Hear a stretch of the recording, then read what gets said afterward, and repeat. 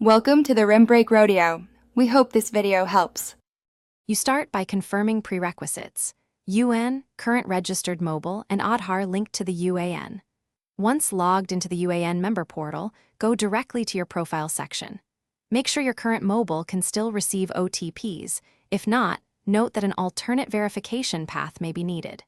Begin the change by selecting Contact or Mobile Update.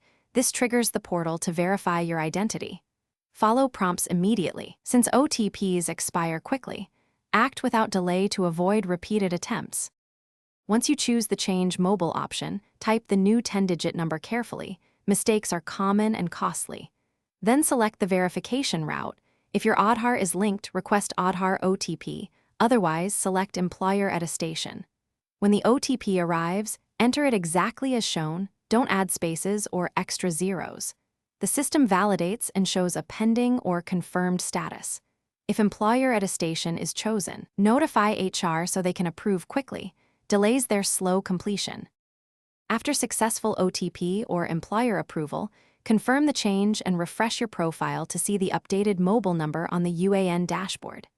If the status remains pending, immediately alert your employer for attestation or restart the Aadhaar OTP flow. Sometimes retransmission fixes the issue. Make sure to log out and log back and so services pick up the new number. If problems persist, clear browser cache, retry on a different browser, or contact EPFO Help Desk for a manual resolution. Document timestamps and screenshots for faster support. Thanks for watching. Consider subscribing if we helped you.